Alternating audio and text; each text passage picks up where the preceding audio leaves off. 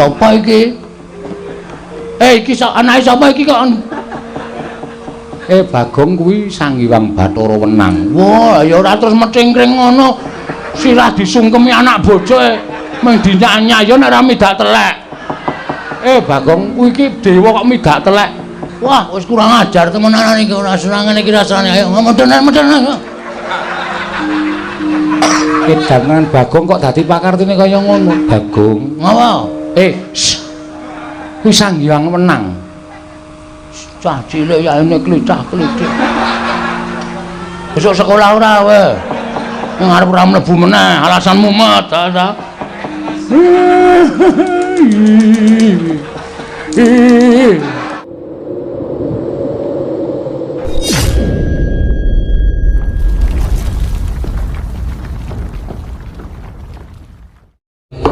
Ana ing jurang porong kene pangestune Kang Togog. Slamet tekaku Kang, aku ngaturke bektiku katur ya Kang Togog. Ndak tompo. Ora kaya biasane. Kok kaya lesu. Kaya ora duwe krekat lan sarengat. Semangat nggone Kang Togog manem Brama kalawan rawing Ratu Agung sejagat. Mbora leman lu. Ya pancen bener. Aku ki janjane lagi ngelokro. Lah ngapa? Ora kok. Kowe kok saiki kok aleman kok rupamu kaya gendut dalang cong waidut. Ae karang ya. Tukule rambut ki ora ajeg. Ning ya ora apa-apa malah tambah bagus. Lah iya, lah ngapa? Jarene dina iki kowe ngangseni karo aku golek bendara anyar, golek raja sabrang didadekke bendara men penguripane iki lancar. Jane ngono. Lah kok ora sida, kok malah begogok ning ngarep omah. Aku ki ora mikir karo awakku. Lah mikir apa? Prasaja wong kancamu ki ya ming aku. Nek kowe duwe bot repot ya mesti tok kandhake karo aku to Kang. Semono uga nek aku duwe bot repot ya tak omongke karo sampean, diudari bareng-bareng. Ora kaya biasane anggere muni golek juragan anyar iki kowe mempenge ora jamak-jamak. Lah kok saiki kok nglokro iki jane sing tok pikir apa? Ora kaya biasane aku ki kok gagas impen ya lho. Impen apa?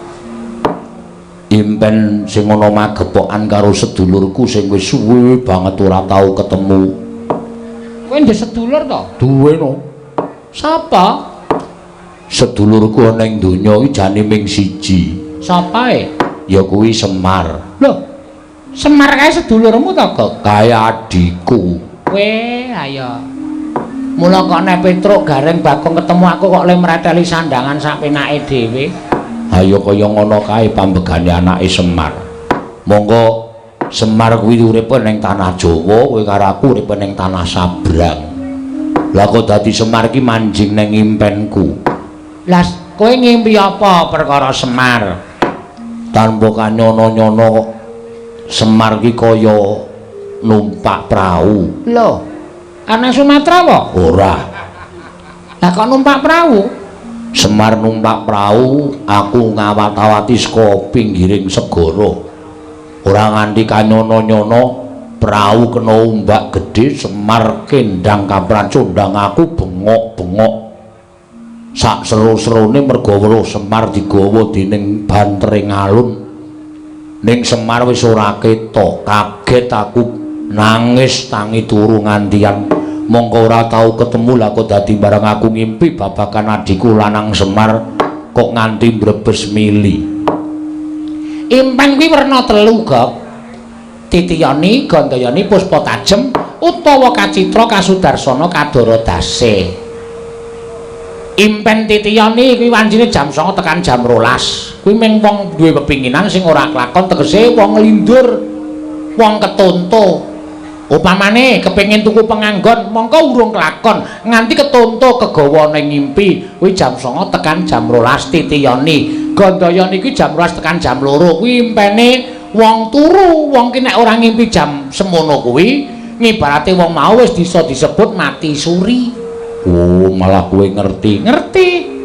Lah terus impen sing pungkasan ya kuwi Puspa Tajem utawa Kadorodase kuwi jam 2 bengi tekane jam 4 esuk. Kuwi impen sing bakal ana maknane. Aku ngetangi gregah kuwi wis krungu kluru ing jago. Lah nek ngono impenmu kuwi klebu impen Puspa Tajem utawa Kadorodase. Kuwi impen sing ana maknane. Terus maknane apa? Lah kuwi sing aku ora ngerti wong aku ora nggawa bukune. Monggo biasane aku ki nek ngimpi mesti tak tileki nggon buku. Nek ngimpi segara kuwi ya paling ora 0. Terus nek kapal kuwi 4 ya tukunen bolak-balik. Tok mudar ora. Wong impen tenanan kok malah disambung rapetke sing ora-ora. Lah aku ya ora dong kok. Ning saya suwe kok atiku saya melang-melang kaya ninggal jejabang nepi ning balumbang. Ku geneng apa-apa ya, Lung. Lah wong ado puruke kok kowe iki arep ngopo? Upama kowe iki tekan nggone Semar, arep tetulung karo Semar, ya wis kesuwen to, Gek. Wong tanah Sabrang karo tanah Jawa ki dadak liwat segara kok. Aneh-aneh. Mbok ya wis ora sang gagas sing werna-werna, gagas karo uripmu lan uripku ayo golek juragan Ratu Sabrang sing anyar terus diderekke. Wis ngono wae netepi karo kewajibane awake dhewe urip ning alam padang minangka dadi batur sing tukang tutur-tutur karo bendarane awake dhewe yen ana tumindak sing ora bener. Kuwi kewajibane awake dhewe ora usah dadak aneh-aneh. Lah iya ning kok atiku ora kepenak, atiku krasa ora jenak. Ora sato gagas, wis to. Nek tok gagas terus-terusan malah ora prayoga kedadiane. Wis saiki ngene, budal kowe arep ngajak nendi, ayo tak derekke. Perkara impenmu kuwi sisihna saka rasamu. Mengko nek kesuwen kowe karo aku ora netepi kewajiban, malah ngrekoso. Nampa duka saka dewa malah ora kepenak uripe awake dhewe lho, Gok.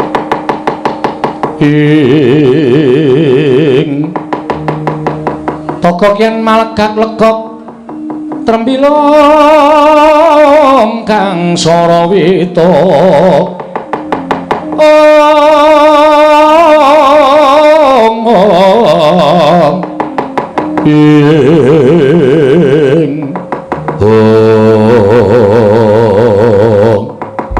dereng ngantos bidah iku togok tuwin ora bilung kedadak ingkang mletek-mletek saking katebian nyumurupi lenggah iki ora togok Cantugara. Nah, candak kowe wae. Aja kaget wae aku sing teka, anakmu lanang anake Semar Bagong wae. Aku sowan ya wae togok sayangku.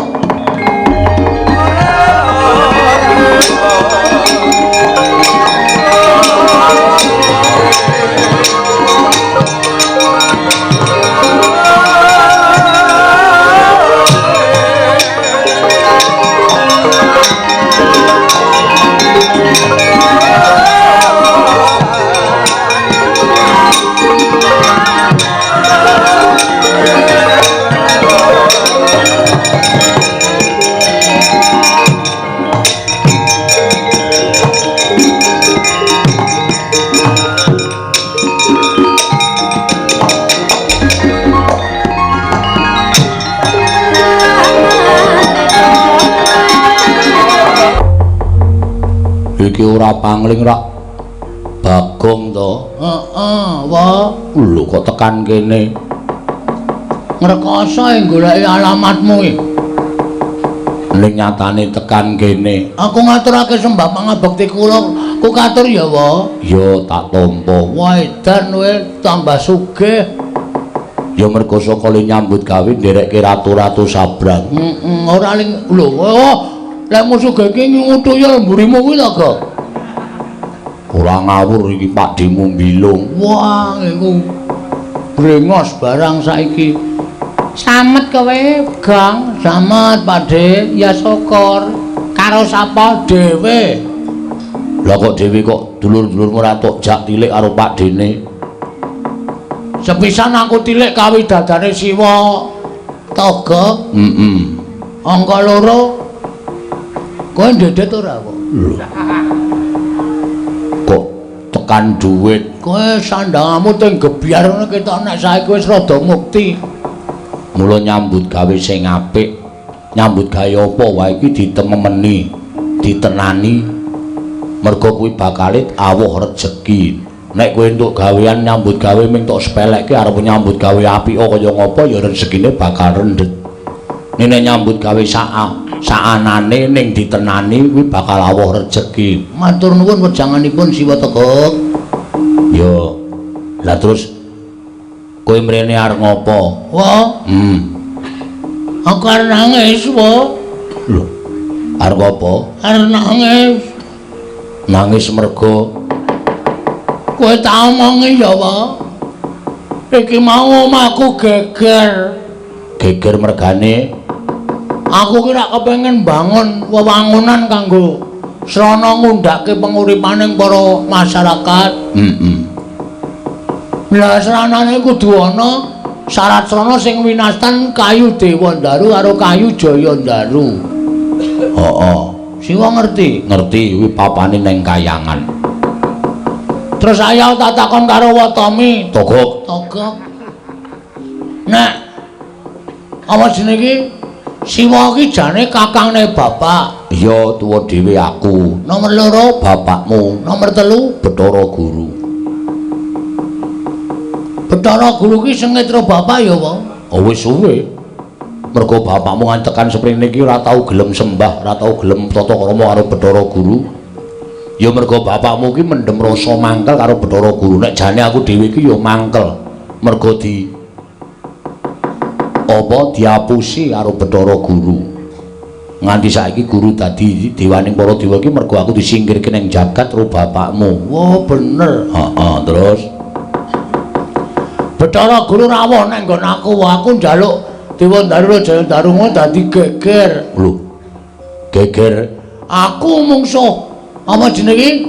Dewa-dewa perang. Mulai edan kowe iki. Kowe iki mung ditakowani karo dewa. Nyatane menang kok. Lho, iso menang. Ora ndelok? Ora. Wah, telat lehmu teko wae. Sona iki ndelok wayang jam 09.00. Ora bengi-bengi lagi teko. Ayo wong kekuatane utawa duwene kalodhangan lagi saiki kok. Lah terus Bathara Guru nyekel ces. Tri apa ta? Apa? Pusakane Bathara Guru ces Trisula. Aku melayu, gareng melayu, Petro melayu. Terus bapak ngadepi Bathara Guru. Bathara Guru dawuh ngene. Taunana Widanana kayu Dewandaru Jayandaru ora bakal tak paringke Bagong. Terus bapak syaratnya apa? Aku manut. Aja kok wujud bondo donya. Patiku aku ikhlas. Nek kakang ikhlas patine dadi srana syarat bebono kayu Dewandaru Jayandaru. Kakang Semar tak boyo ning kaya tak gawa-gawa. Ning Kayangan tak cemplungke ning cawan kawah Candra Dimuka. Gareng nangis, Petruk nangis. Gareng yo melu, Petruk yo melu. Lah saiki Semar karo Gareng karo Petruk digawa adimu si sapa? Bathara Guru kuwi ketoke arep dipateni nang kawah Candra Dimuka wae. Tunggal piye? Wah, cangkeme kuwi. Ngono kuwi kaget kok malah nyangkem-nyangkem kowe. Kaya torong. Torong dengkulmu tenan kok aku ora ngapu. Wah, lha hebat lho.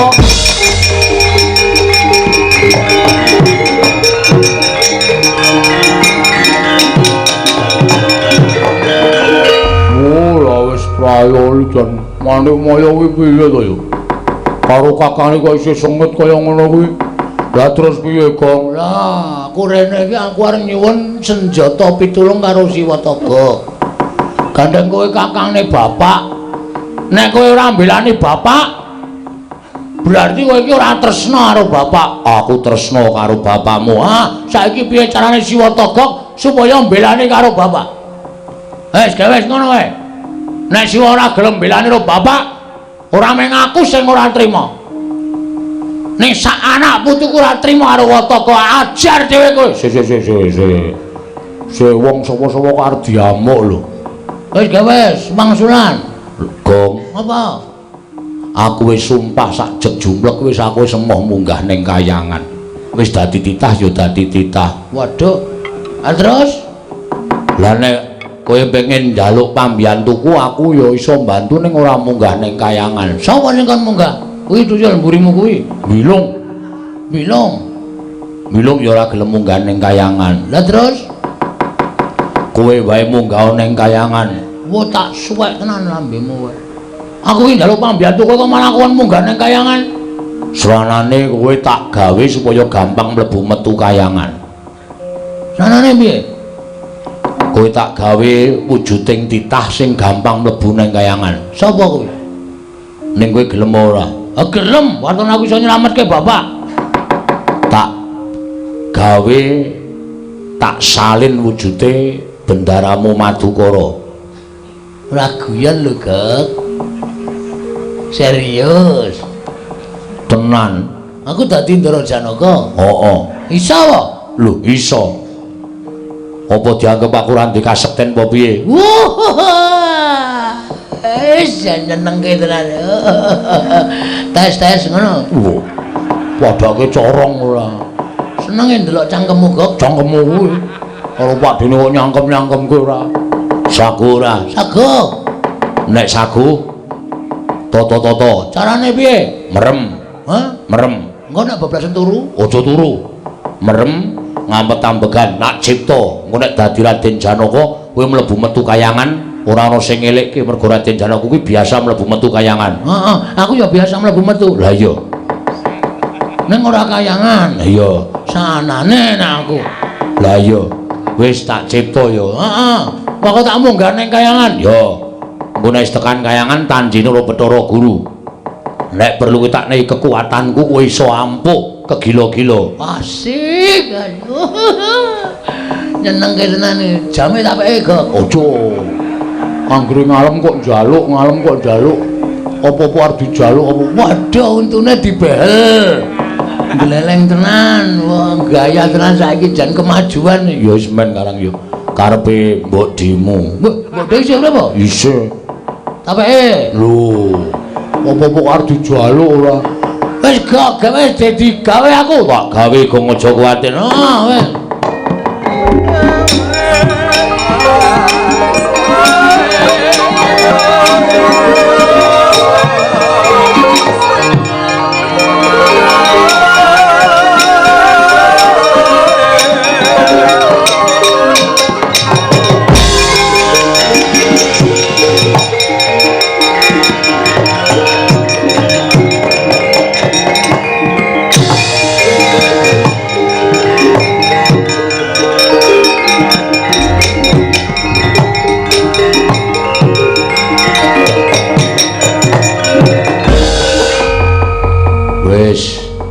Apa ora gleleng nek wis ngono kuwi? Maksude? Kowe iki wis dadi Janaka. Mulan moro sangat jenis menyogang kamanusan. Ora aneh kok malah aku dhewe malah nek weruh rupane kaya ngono. Bagus ora jamak. Toget. Lah suarane ketara. Wah, jan angel nyuarake Ndara Janaka iki. Coba nyura. Toko ngono. Tegek kekasaran. Tegek kalusen. Tegek coba digedhekke sithik. Ucel-ucelen. Patunyo lho kowe. Suarane larak ngono. Tegek. Ah, semono kuwi wis pas. Ndara Janaka ana petegek. Tejo mantri. Nggih. Niki Panakawan sami dibuta Bathara Guru. Panjenengan kedah nyelametaken. Iwang pikulun manik maya tegek sing wani mboyong Semar garing kelawan Petruk. Nggih. Aku tak munggah ning kayangan tegek, monggo mawon. Sing isih tiket pesawat opo tegek? Andel ora, wong-wong sembrono kok dadekke satriya serius. Ah mesti ora serius. Tegek. pun gak minggah teng kayangan kula wis jeleh nyawang saya togak-togok. Iwang Pikulun Manik Moyo ora nglepasake Semar Petruk lan Garing. Aku ingkang ora trima toga tantrimanipun Raden Janaka tak kon bayar 2 kali lipat. Luweh besar munggane kayangan ya sakaremu ora ya sakaremu. Tegek wonten dawuh aja ngono Tegek, aja jeleh. Ulun berangkat saiki. Nggih pun ngatos-atos. Tegek nun Janaka kuwi nek mlaku kudu nganggo gendhing. Bola wis iki. Iki mung arep ngrusak tatanan iki. Subo Kasminto. Subo Kastawa. Nalikane Wah tembange dhewe. Rahing dalu wong aku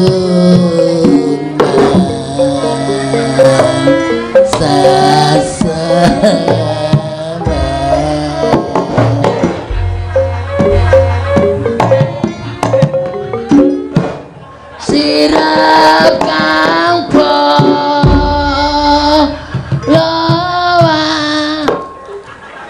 Kowe iki gerangan ya ora tanja kok, Gak. Wong Bagong kok dadekke Janaka iki rak malah kaengko ditonton kawula rak do ngising-ising Ndara Janaka nek konangan sing asli piye? Mbok semen mutar mbok men ora. Aku ya sugah caturanku Bagong ora Mesakake galo kae malah nyaruk-nyaruk lemah bleduke ra jamak-jamak. Joget kok kaya jatilan kaya ngono. wis benengke wae ngono. Ndak ana apa-apa. Kowe karaku engko nampa duka. Ora, wis nek ora ngono ndak Bathara Guru tuman wae ayo awak dhewe mangkat golek juragan. Yo.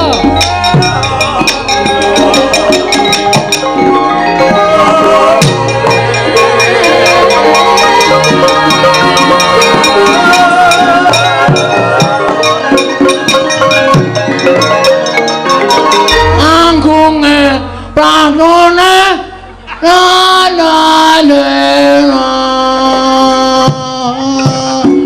perkelaper cawete mabur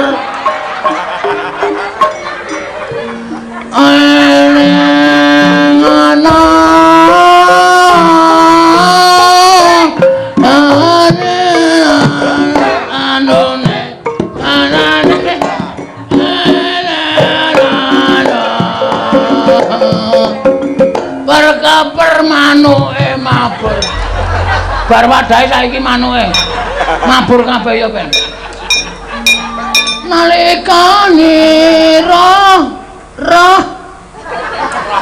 lali aku raeng dalu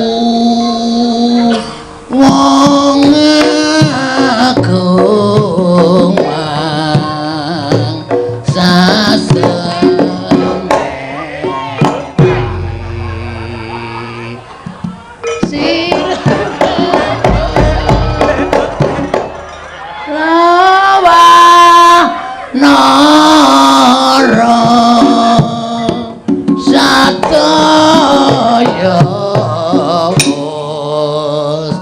sami goleng tak dilindang tenang sutu na dilindang gelang sutu nyeneng ke wiyaga ki gampang kok mandora ngantuk pukulun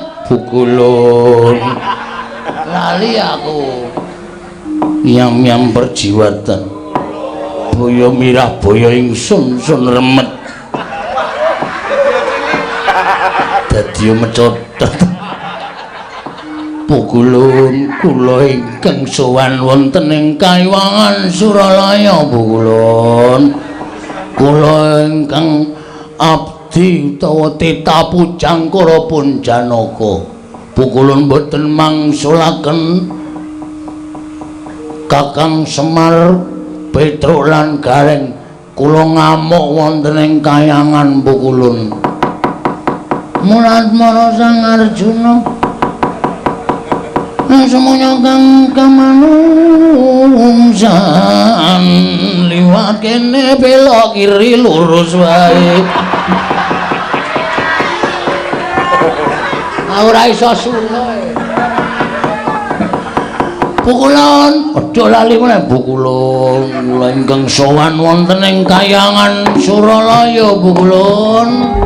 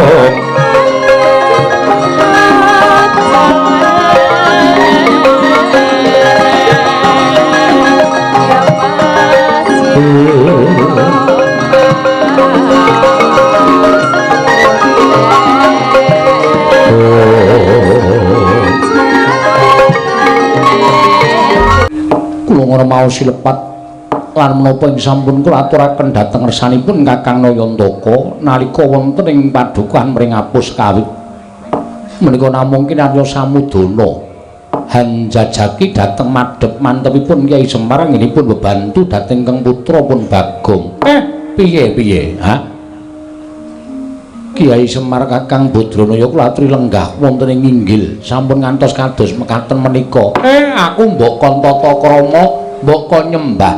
Aku wis samapta ing gati sawiga ing diri. Nek pancen kuwi dadi sarana tumruning Dewa Ndaru lan Jaya Ndaru, dadi syarat srana Bagong kene bakal mbangun papan panggonaning para kawula kanggo ngundhakake marang uripe. Inggih. Namung semantena Kakang Badranaya sedaya ingkang kula aturaken dhateng ngersanipun Kakang Semar menika mboten lahir batos. Tegesipun sakmangke kula mboten darbi niat nyemplungaken Kakang Semar wonten ing kawah Candradimuka. Dosa menapa ing badhe kula sandhang menawi kula wantun tumindak kados mekaten. Jerjengandika menika kalebet tiyang sepuh kula, kadang kula werda Kakang Semar Badranaya. Kuwi tenan apa piye Bathara Guru? Lahir batos. Kula mboten badhe wantun matur dura dhateng ngersanipun Kakang Badranaya, Kakang Ismaya, Kakang Semar menapa sampun kula aturaken menika mboten namung kandhek wonten ing pangucap nanging kababar dados pakarti. Keparenga Kakang Nayantaka paring pangaksama dhateng klintuning patrap ingkang rayipun Jatimurti ingkang sampun wantun munjuk atur ngersanipun Kakang Semar kados ingkang sampun aturaken wonten ing padukan Pringapus. Manik Maya. Iki ora ngira babar pisan.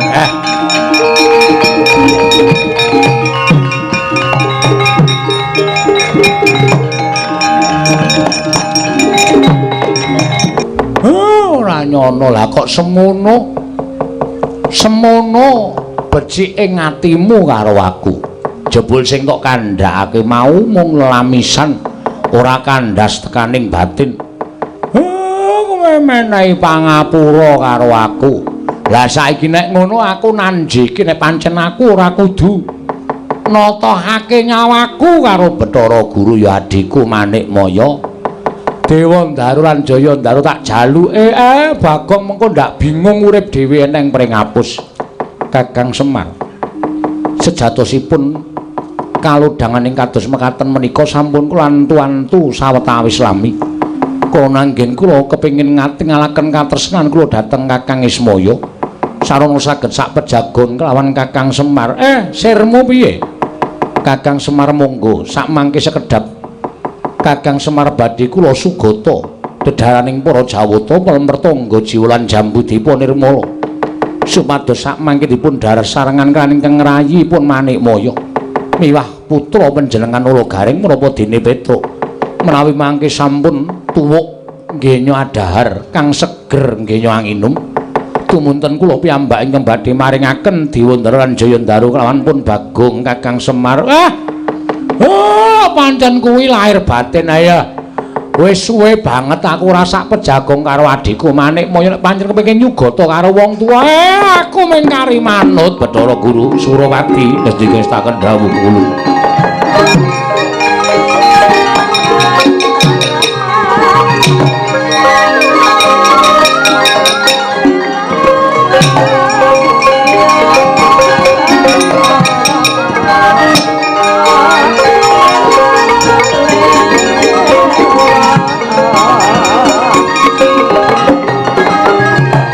Kakang Badranaya, piye?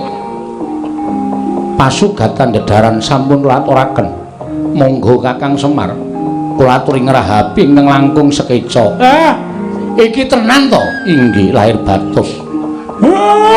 Gareng. Malah kabejan sing tinampa awake dhewe iki lho. Diajak kembul dahar bareng karo Manikmaya. Waduh, kanugrahan yatra. Wah. Ya mimpen Mertangga Jiwa karo Jambudipun Nirmala reng. Wes ora apa-apa sing penting iso dhahar bareng karo Iwang Pramesti Bathara Guru wis kanugrahan tumraping awake dhewe. Lah iya. Sentuk lilahmu kula semanggaken dhateng Kakang Badranaya. Kocap kacarita.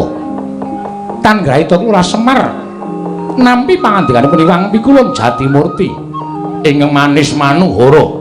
Satemah dhateng Grahita lamun Mertangga Jiwa Jambudipun Nirmala. Wis cinampur wisa racun ingkang neniwasi. Dupi dendhahar dening Kula Semar Badranaya. Kelurahan Ulugaring tuwin Kelurahan Petruk.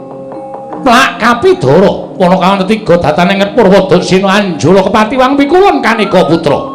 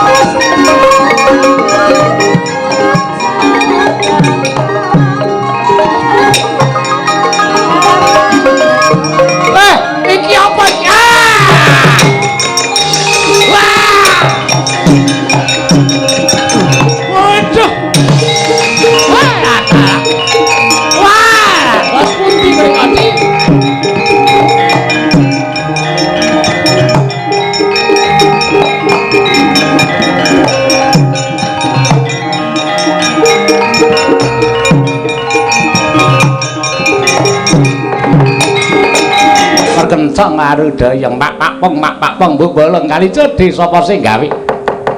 Lah kok mboten namung jagat ingkang kelepetan dadosanipun Adi Pramesti Bathara Guru.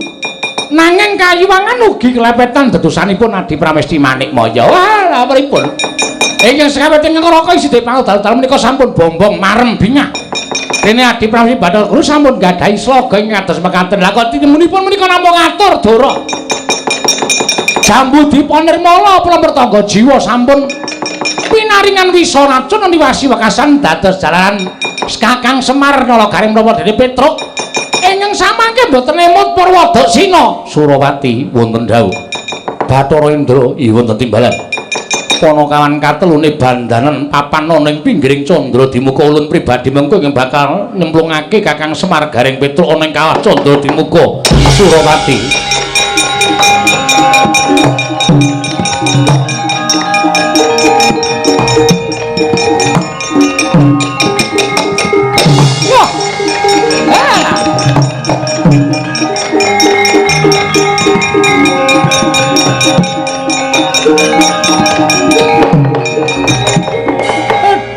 Das pundi tadi lah kok mekaten makatenipun Adi Pramesti Bathara Guru.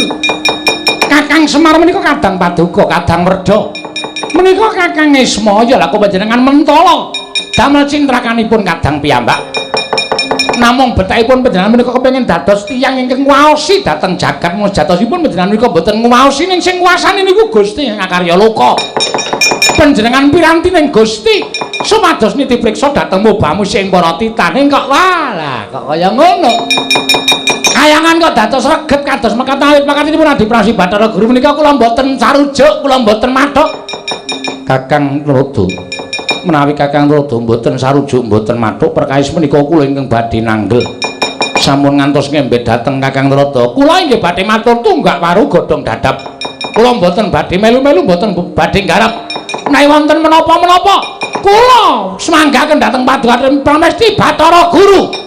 Kula ingkang badhe nanggel Kakang Rata. Kula semanggaken, kula semanggaken.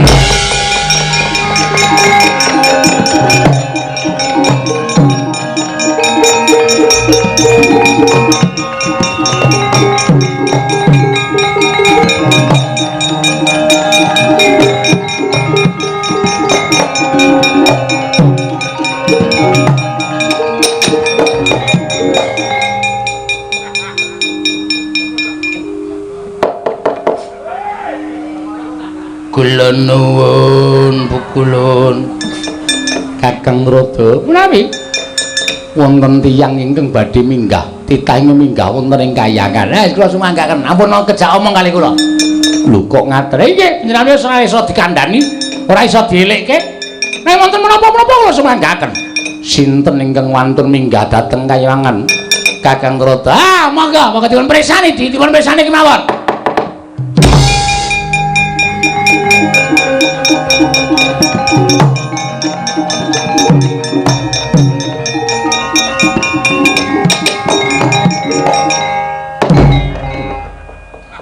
Kakang Rada menawi kok malah wonten watu ingkang dipun uncalaken wonten ing kayangan. Lah iki piye ana titah kok sangu watu barang iki. Wis sajake ora nrimake lakon iki kula semanggaken Rataya wis ana tandha-tandha ora prayoga. Dewa iki nek pangertine elek watu barang tekan kayangan. Pun menika kula trinanggel. Sinten Kakang? Kula semanggaken, kula semanggaken. Kula ingkang badhe methuk titah menika. Monggo, monggo Di.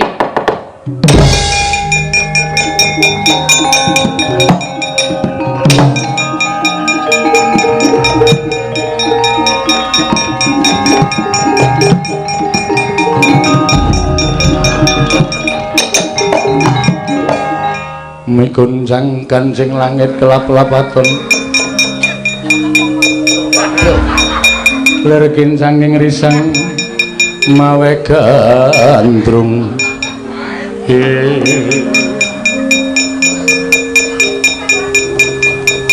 Janaka Arjuna kena ngopo kita satriya kok sangu watu namit pasang Kalimantabi tinebena ngiloduni maling tang tuang bulun kula ingkang ngayapun Janaka ngabiyanto ngersa paduka wangadi pukulun ya Arjuna saka ngendi Janaka saking Sregin kok diarura kowe kok nek tumindak elek mesti ya Janaka kaya ngono Janaka model ngendi Badararja sak prapta kita miring sambikala tansah cinaket ing panguwasaning Gusti Pukulun wis ora nyambung apa sebabe kita sowan Pukulun mugi dados ing kawuningan wulan kepengker Pukulun dereng nyambayar kekirangan Kakang Rodo menika pripun? Nah, kula sumanggaken, ampun caturan kali kula. Janaka kok Janaka kok debt collector iki cara ngendi? Sasi wingi ora bayar dengkule atos kuwi ora. Pukulun Arjuna kepiye? Mekaten inggih. Nggih. Apa ing dadi sebabe Janaka kita munggah ana ing Kahyangan? Sepisan kula nyaosaken sembah pangabekti kula konjem ing Bantala Pukulun. Ya ulun tampa Ndungkap angka kalih Pukulun. iya Janaka. Kula madosi panakawan kula. Sapa? Setunggal Kakang Semar, kalih Kakang Garing, 3 Kakang Petruk. Kok Kakang kabeh iki piye iki? Menawi ngendikanipun para kadang-kadang pedagang angkringan ingkang sami mirsani dhateng lelampanipun ringgit Purwosdalunadas menika kula Kakang Semar Nala Gareng kalian Petruk menika dipun beta wonten ing Kahyangan Suralebaya. Menapa inggih kalersan mekaten Pukulun? Kakang Rodo. Menawi Janaka nanjihaken dhateng pun Panakawan. monggo. Oh dasare Janaka sing duwe Panakawan iki Janaka. Nek panjenengan dasya dhateng para Panakawan sing duwe mesti ora trima mesti goleki. Lah ndi paring dawuh kemawon. Pripun lakon sejatine ora tak ditutup-tutup nek pancen wis wani nanggung perkarane ya kudu wani bloko. Arjuna, Pukulun badhe tindak pundi kok aremipun muni maknuk-nuk. Janaka kok ngrungokke arem barang iki ben ora. Wonten pundi Pukulun? ya Janaka ulun prasaja kelawan jeneng kita. Mekaten Pukulun. Sinten Kang? Mboten kula mboten. Yen to Semar, Garing lan Petruk mapan ana ing Kahyangan. Sameneika wonten pundi Pukulun? Kula sangat kangen kalian Kakang Semar. Kakang Semar ulun papanake ning pinggiring kawah Candra Dimuka. Aduh Pukulun menawi kecemplung kados pundi Pukulun? Pancen sejatine niat ulun bakal nyemplungake Kakang Semar, Garing lan Petruk ana ing kawah. Sebabipun menapa Pukulun? Sebab Kakang Semar wani lan panjenengan ulun. Lho kok mekaten Pukulun? Menapa dipun boten dipun talisih ing langkung permati? Menapa lepatipun Kakang Semar Pukulun? Menawi Kakang Semar percaya kula mboten trima Pukulun. Menawi Kakang Semar nomor kenayu kula mboten narimaken Pukulun. Iki kok suarane Janaka suwe-suwe kaya nduwer to iki. Balang ngora kok kaya tuk. Edan. Berarti Pukulun Ora taya Janaka kok berarti barang. Pukulun badhe mejahi Kakang Semar, Garing kalih Petruk. Iya pancen mengkono. Welada. Menawi ngaten dipun keparengaken kula nesu Pukulun. Nesu kok ndadak laporan. Janaka nek panjenengan nesu ora trima ora apa-apa, ngger wong Bathara Guru ya luput tenan kok. Iblis lanang kuku karepe.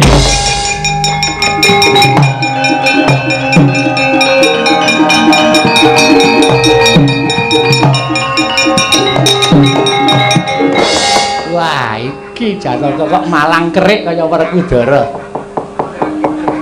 Pukulun Bathara Guru wis ora pantes dadi guru nang Kahyangan. Pukulun Bathara Guru pakartine sak ngisoring dlamakan. Titah ora luput ora kleru. Teko arep tok cemplungaken ning kawah Candra Dimuka. Aku ora nrimakake Pukulun. Sampeyan ora mbalekke Kakang Semar, Garing Petruk ana ing jagat donya. Aku ora trima, aku ngamuk neng Kahyangan. Arjuna, Arjuna. Apa? Apa? Kita wani karo ulun. Sing tak wedeni apamu? Ora pantes Pukulun minangka dadi dewaning para dewa. Dewaning para dewa. Pukulun aku ora nrimakake. ora mbaleke Panakawan kayangan tak gawe sungsang bawana balik guntur geni guntur angin Arjuna sirnakna ora prayoga uripun ning alam pandha guntur geni guntur angin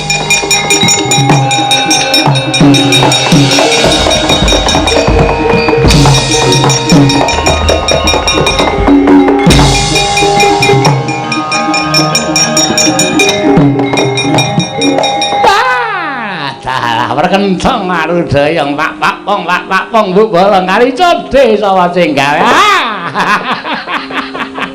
iki sing jeneng wong arep kewirangan ki ning kene iki Kakang Rada ki menapa malah gumujeng iki gumujeng wong sampeyan dikandhani ya iso ora gugu sampeyan ora bener dibenerke ya iso ora gelem melu nyatane kaya ngene iki Janaka ora kena guntur geni guntur angin ora apa-apa malah katon mencorong cahayane Kakang Narada. Lho kok Kakang? Pukulun Narada. Ampun tumut-tumut perkara niki, Pukulun Narada. Kakang Narada, nadyan Arjuna mboten kenging guntur geni guntur angin. Kula dawahi Cestri Sula mesti lebur tanpa dadi. Monggo. Arjuna, kula wonten dawuh Pukulun. Tak tibani Cestri Sula. Lakon sirna margalayu kula aturi namaken Pukulun kula mboten badhe ajrih kalian Cestri Amin Trisula Pukulun mati dening ulun keparat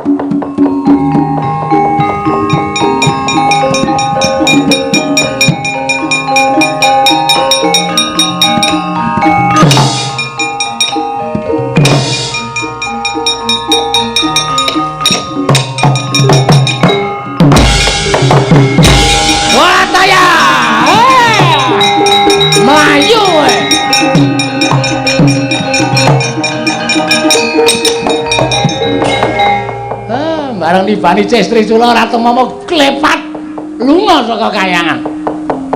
Pukulun panjenengan sinten? Ulun Betalan Rada. Oh Narada. Ya. Kok kaya jog dengkulmu mlacat. Diwe padake kaya teko ora. Iki sapa to janjane? Pukulun kula ingkang ngabdi ingkang wayahipun Janaka. Janaka? Nggih, Permadi. Wilikiti. Kumbang ali-ali. Kumbang madu dan racun. Iki ketake delok suarane iki ya. Aku jane ora panglene ngarep bedhek kok wedi. Kowe iki jane sapa to? Pukulun kula ingkang wayahipun Janaka. Janaka iki bojone pira coba? Kathah Pukulun. Sing didep ning Madukara pira? Yayi Sendroba. Sembadra Sikandri. Sri Kandi Pukulun. Manuhara Larasati, Laras Pelok, Laras Lindro. Kok kaya gamelan ora edan. Iki Bagong to iki? Pukulun sanes kula pun Janaka. Ora datang ngapusi Bagong ta kowe? Pukulun Bagong udo. Pukulun sampun kados mekaten. Ora ngaku Bagong ta kowe? Heeh. Gajol sisan kowe. Kene iki le ngampet omong ngerkoso e. Trondolo. Lah entuk sandangan iki saka ngendi? Kula piyambak mboten mangertos Pukulun. Mergi kula dipun dadosi Siwatami Tagak-tagak. Lah edan wis ben ngono kuwi nek ora ngono ndak Bathara Guru ora kapok. Pukulun Piye? Wong atuwa kita ulun wonten wong atuwa kula wonten pundi?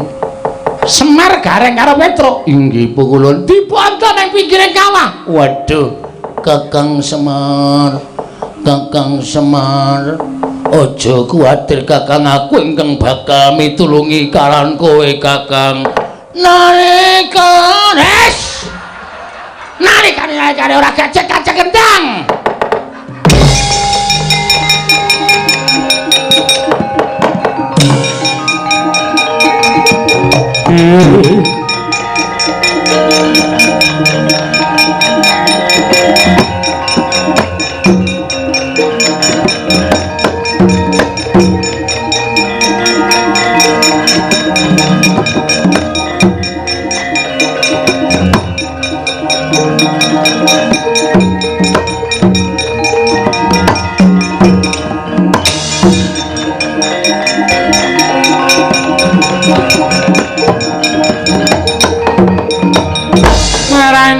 bang wangaruna kadinetrane nganggo rapo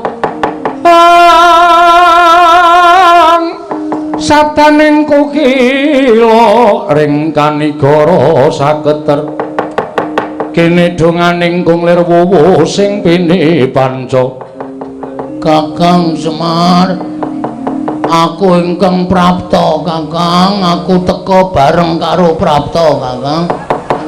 Kakang Semar, kowe tak tambani tak grayang nganggo tanganku. Muga-muga waluya nirmala temajati jati temal nirmala waluya Kakang Badranaya.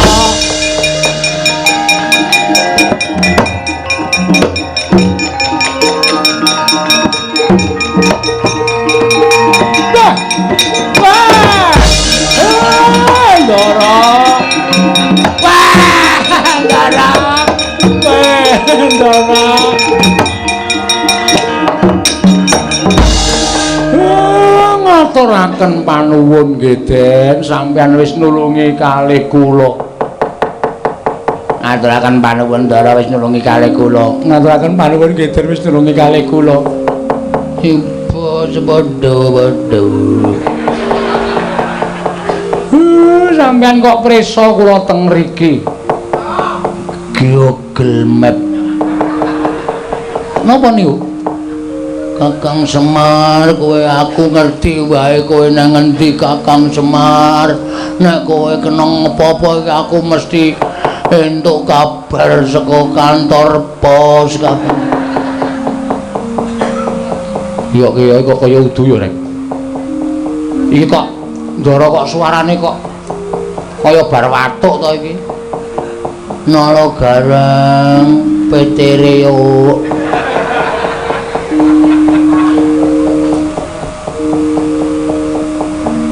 Den Apa? Ndara Apa?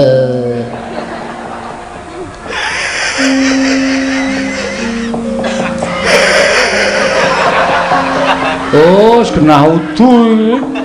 Ndara kok guyune kok nganti nging-nging. Wah, Ndara Janaka gundule atos. Kowe kok dadi Janaka kuwi? Kakang Semar cangkeme sing apik. Iki ndaramu kok kowe. Kowe tendang modar kowe. Suarane ora pangling. Kakang Semar. Isih ketara. Kakang Semar. Tetep ketok ya, Truk. Kakang Semar. Gegeden. Slendrik. Gegeden kok slendrik ora. Aneh-aneh ora. Kakang Semar ayo padha mapan ana ing ngendi ku jenenge? Ngendi, Truk? Kok Selakanda Warubinangun. Ngopo? Kakang Semar basa. Kakang Semar ki wong tuwa, kena nggo patuladan. Ora basa karo Bandara. Dosa Kakang Semar tak sanggane. Ora apa-apa. Ngopo ning Selakanda Warubinangun? Piknik Dharma Wisata. Saedan. Wis ayo aja kokean pertingsing. Pertingsing ki apa ning embok ora arti. Sing sok muni pertingsing ki ming Bagong. Asli kowe. Ambok modar kowe ketrucut cangkeme ora. Asem. Ayo Kakang Semar ana ing Bale Marti Ukunda. Jaya Binangun Kakang. Wis ben nek konangan sing asli diajar mbok men.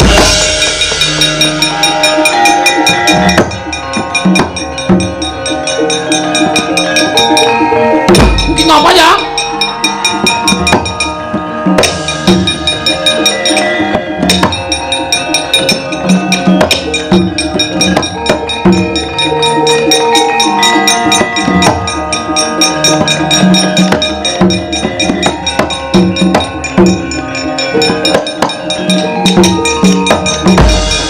Tarsa madangi jagat tumungup-mungup paneng sapucaking wukir marebak bang sumirat keneng soroting surya mega lan gunung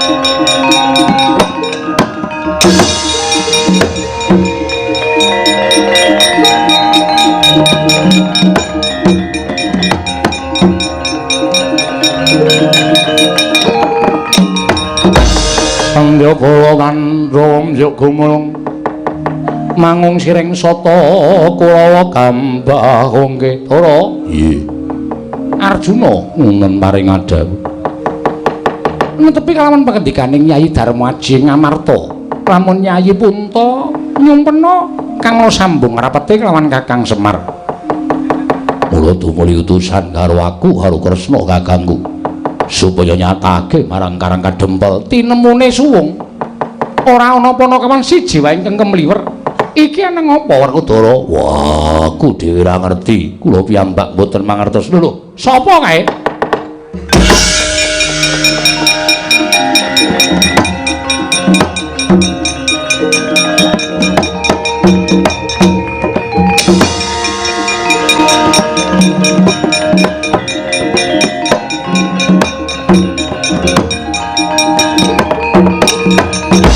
Yata laruta saking godha sang Kura-kura yen namodosa sang Sri pukulan kula ngaturaken sembah pangabekti kula kunjuk iya Kresna Luntampa menapa pukulan dene sumengka tindakipun pukulan Sang Hyang Jagat Girinata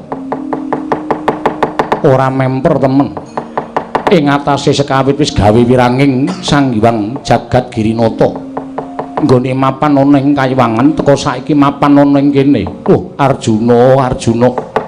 Ora pantes sira darbe. Ya kuwi kanugrahan langing jagat lan curing bawna lamun kita Janaka wis mentala ngerang-irang sarta gawe wiranging para dewa. Ulun paring dawuh mekaten keparingipun.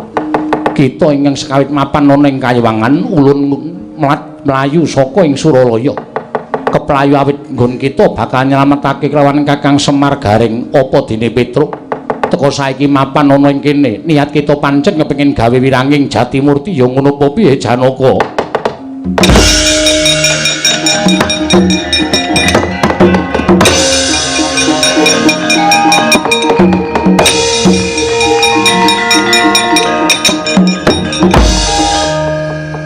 Dara iya ngendikane Hyang Pikulun Jatimurti iki kok nutuh keluputan lawan Janaka.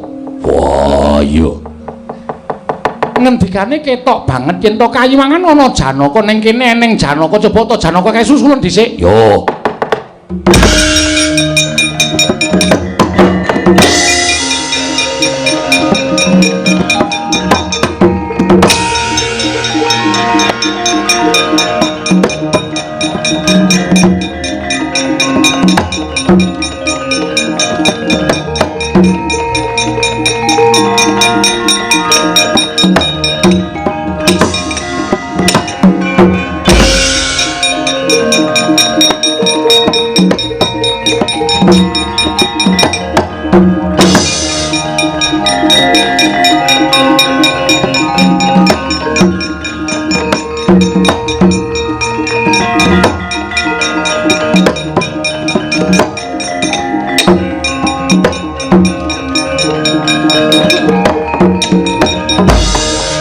Tanpa pamit Hyang Pikulun Jatimurti paring dawuh bilih ngrayi sampun damel wirangipun Hyang Pikulun Bathara Guru cetha Kayiwangan wonten tiyang ingkang mimba dhateng rayi panengah pun Madukara ning ora grusah-grusuh kaya ngono to Janaka mengko mundhak malah salah kedaden ora prayoga nggo pitung aja watur cakepe nae dhewe kok ora bu kula kepengin nyatakaken ayo karepun Kakang aku melu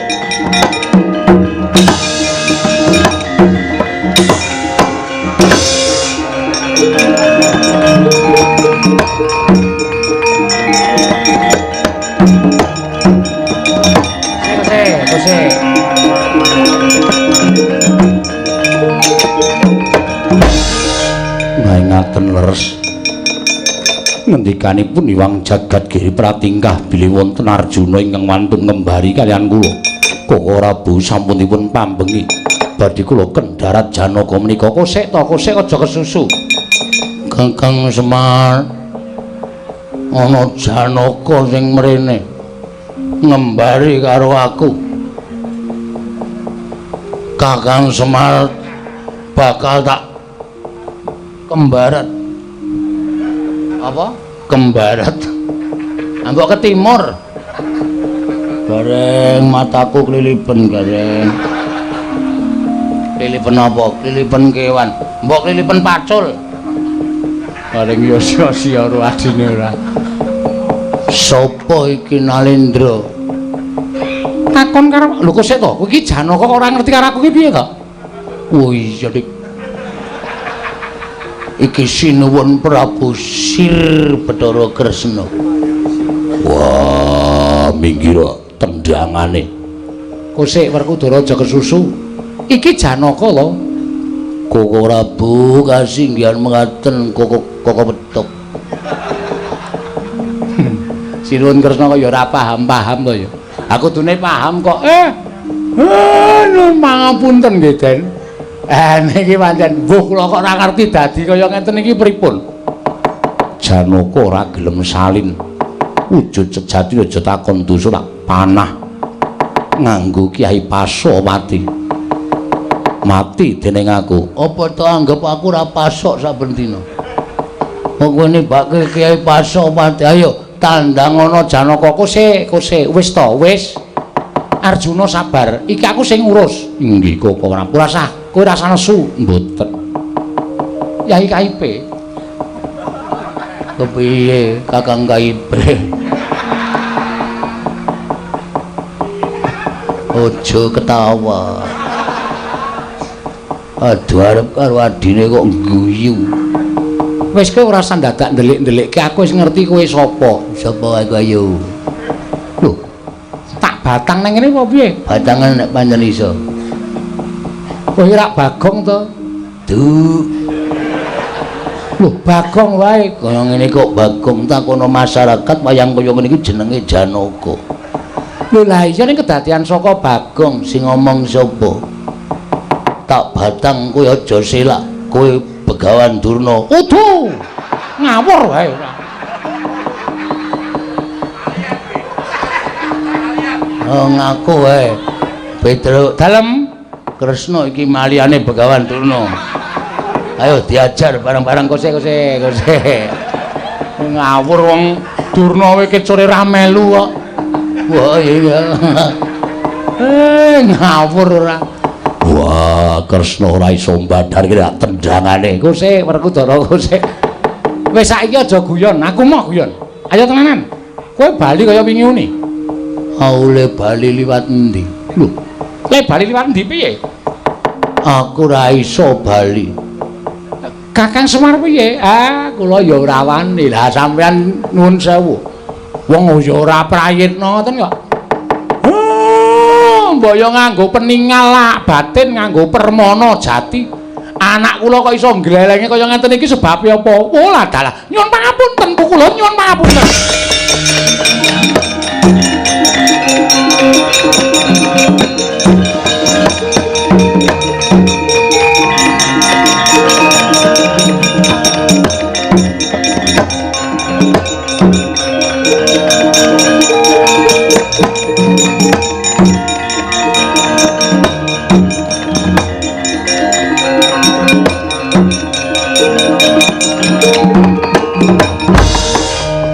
Sepinten ngarepaken kula diagung mangaksama Bu Kulun. Ya timba padha-padha. Bu Kulun kula ngaturaken bekti kula kunjuk. Ya Janaka tak tampa mbah aku dadi wong ampuh. Wah. tasih prana kakekku aku ngaturke bekti. Weh, Tru. Nggoyangmu Ora iki. aku ndoro-ndoro kudu muni asih. Yang ora asih to, asih dasmu iki. Antil sisan kowe ora badar-badarke. Ora ono. Klawer brek ora. Ngomong senane ngawur ora. Iya Kresna, ora dadi ngopo? Arjuna ora dadi ngopo? Werkudara ora dadi ngopo? Sapa iki? Iki anake sapa iki kok? Bagong kuwi Sang Hyang Bathara Wenang. Wah, ya ora terus metingkring ngono. Sirah disungkemi anak bojoe. Mung dinyanyi nek ora midak telek. Bagong kuwi iki dewa kok midak telek. Wah, wis kurang ajar temenan iki ora senengane iki rasane. Ayo medhen. Kedangan Bagong kok dadi pakartine kaya ngono. Bagong. Ngapa? Kuwi Sang Hyang Wenang. Cah cilik ya ini klicah-klicik. Besok sekolah ora we. Nang arep ora mlebu meneh, alasan mumet ta.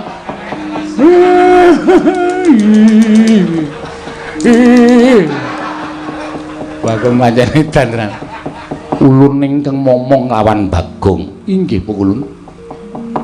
Mula Bagong ora kena lelara sarta luput saka pepati merga saka ulun. Inggih Pukulun. Kresna wonten maring adhawuh. Manikmaya kae timbalana mrene. Inggih ngestaken dawuh paduka Hyang Adi Pukulun.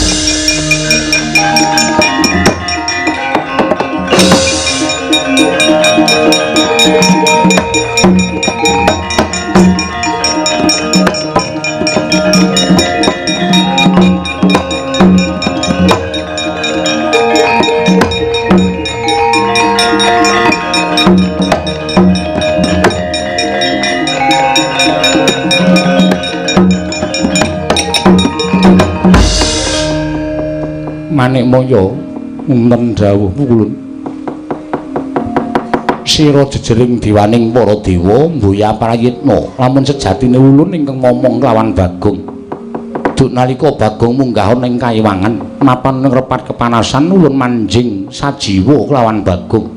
Mula Bagong ora temomo ditamani guntur geni guntur angin lan ora apa-apa ditamani cestri sula sabab saka panguwasa ulun. Guru wonten timbalan kita ngerti Semar iki sapa? Semar kuwi kadang kita. Monggo Semar kaningaya urip ana ing jagat merga saka pokal gawe kita nggon kita tumindak dura kelawan wong atuwa kita ya kuwi Sang Hyang Tunggal. Nganti Semar kelawan kadange tuwa tinundung saka ing kayiwangan tumuli kita dadi dewaning para dewa. Apa isih kurang nggon kita nyengsarake kelawan Badranaya? Teka atmajaning Semar Bagong mung kepengin wujuding pusaka kayiwangan ya kuwi edreden tontonan kang aran Dewandaru lan Jayandaru wae. Ora kita keparengake yen pancen kita isih howel saiki ngene, ulun ingkang dadi wakiling Bagong, ulun ingkang nyuwun Dewandaru lan Jayandaru diparingake apa ora? Mbok wenehake apa ora? Ora wangsulan.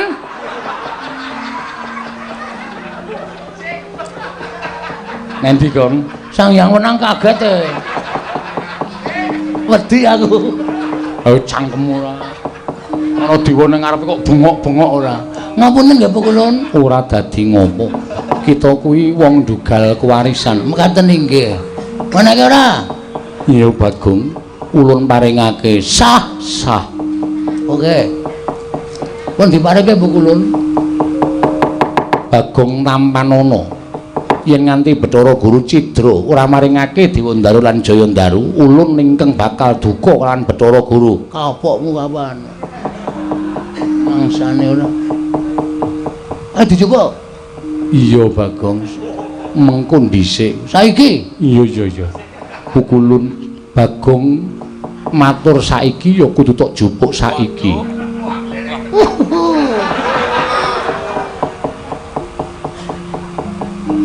Inggih Pukulun monggo.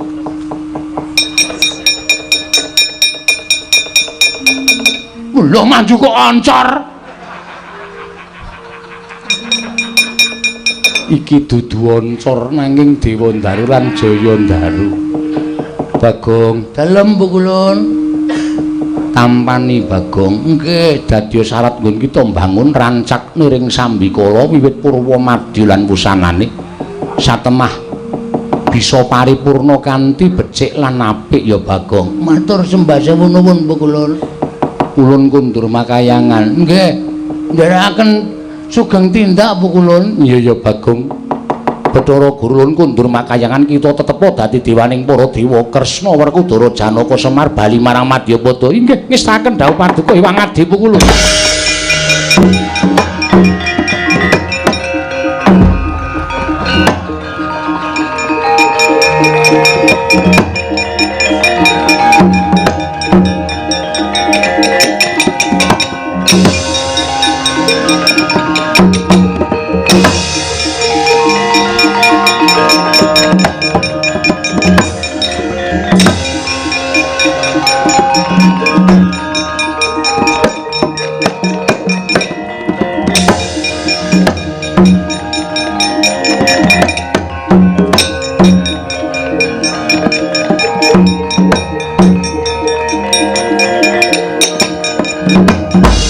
Pripun?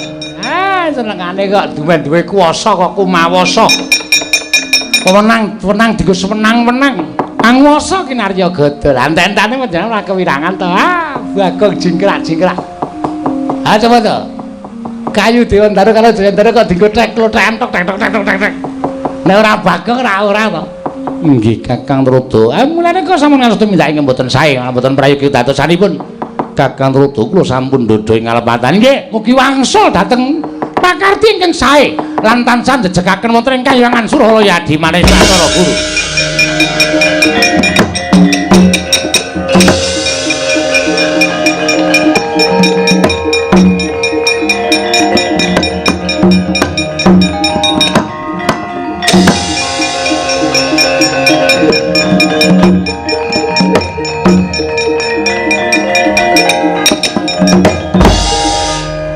Ajeng napa e?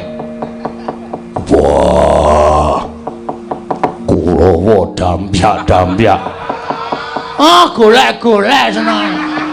Kurawa ke sore ora metu dampyak-dampyak. Nika karnaval. Oh ya wis. Ya manunggal teng omah kula miwiti mbangun Ndara. Ya Bagong.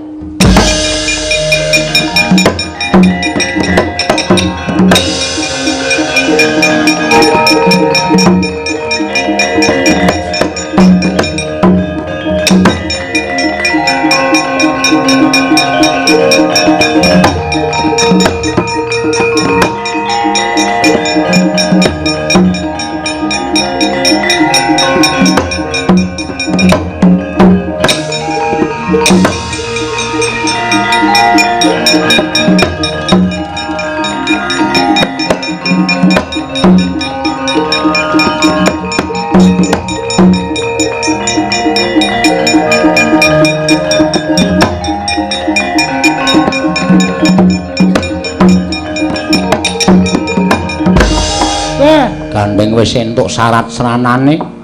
Aja nganti kendhat nggone tansah nyuwun ya Bagong. Nggih, Pak. Muga-muga rancak niring Sambikala. Wiwit saka purwa madya wusana tansah pinaringana kawilujengan saka saning dat Kang Purwengdat. Nggih. Sesuk nek wis paripurna dadi sarana. Papan iki ngentasake marang uriping para kawula saengga isa makarya kanthi becik lan apik. Nggih, pangestake dawuh. Durga mendhak kala sirna iki dadi uduming gaweane Bagong tok ning dadi gaweaning para Panakawan nggone bakal mbangun wewangunan ing dikarepake dening anakku si Bagong. Siapa? Purnaning Gati. Wis bubar to, Pak? Wis. Aku kok isih kepengin pentas e. Sesuk liya dina. Waduh nang kotak meneh terus. Wis ora apa-apa. Umpek-umpekan meneh. purnaning gati sura Sudraja ingkang ratsuh brasta tapi kula Darmastuti rahayu ing samya makarya rahayu samya pinanggih. Kula pribadi lan kanca-kanca minangka dados rombongan kula nek wonten lepate nyuwun pangapunten. Mugi-mugi sedaya pasugatan menika saged tinampi dening kersanipun para lenggah dene ya dereng. Kula namung budidaya benjang sageta langkung sae timbang sampun lampah.